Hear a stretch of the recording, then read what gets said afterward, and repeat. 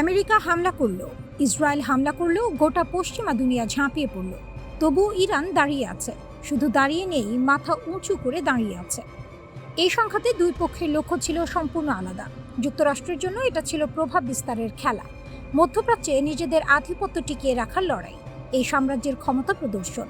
আর ইরানের জন্য এটা ছিল টিকে থাকার যুদ্ধ, মর্যাদা নিয়ে বেঁচে থাকার সংগ্রাম, নিজেদের অস্তিত্ব রক্ষার মহাপরীক্ষা। দুটো আলাদা লক্ষ্য, দুটো আলাদা ফলাফল। যুক্তরাষ্ট্র চেয়েছিল ইরানকে নতজানু করতে, পারেনি। ইরান চেয়েছিল মাথা উঁচু রেখেছে।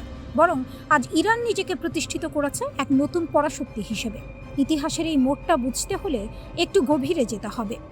প্রথম মাস্টার স্ট্রোক, অসম যুদ্ধের কৌশল। ইরান জানতো সরাসরি যুদ্ধে টেকা সম্ভব নয়। মার্কিন ইসরায়েল যৌথ শক্তির সামনে প্রচলিত কায়দায় লড়াই করা মানে নিশ্চিত পরাজয়। তাই ইরান বেছে নিল ভিন্ন পথ, অসম যুদ্ধের কৌশল। এই কৌশলের মূল মন্ত্র একটাই: প্রতিপক্ষকে হঠাৎ ধ্বংস করতে হবে না, ধীরে ধীরে দুর্বল করে দিলেই চলে। ফোঁটা ফোঁটা জলে পাথর কাটে। ইরান ঠিক সেই কাজটাই করল।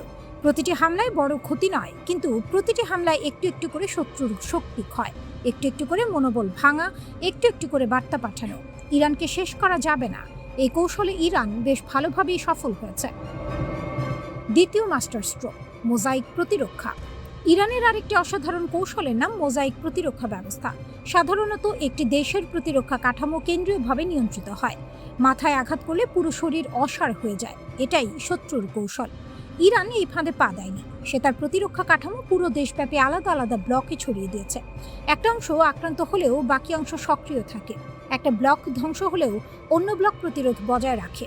পুরো ব্যবস্থাটা যেন একটি জীবন্ত মোজাইক চিত্র। একটি টুকরো সরিয়ে নিলেও বাকি ছবি অক্ষুণ্ণ থাকে। সর্বাধুনিক মার্কিন সমরাষ্ট্র ইরানের কিছু স্থাপনা ধ্বংস করতে পেরেছে, কিন্তু ইরানের মূল মনোবলে বিন্দুমাত্র আঁচড় কাটতে পারেনি। তৃতীয় মাস্টার স্ট্রোক, আকাশের নতুন অস্ত্র। ইরান শুধু রক্ষণেই থেমে থাকেনি, আক্রমণেও নেমেছে, এবং সেই আক্রমণ দেখে পুরো বিশ্ব হতবাক। ইরানের ড্রোন আর ক্ষেপণাস্ত্র সক্ষমতা এখন এমন পর্যায়ে পৌঁছেছে যা যে কোনো প্রতিরক্ষা ব্যবস্থাকে ভেদ করে ধ্বংসাত্মক হামলা চালাতে পারে।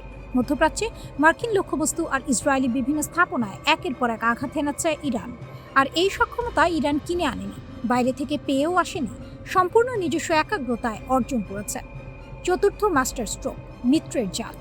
একা লড়েনি ইরান, আঞ্চলিক মিত্রদের নিয়ে গড়েছে এক অদৃশ্য সামরিক জাল।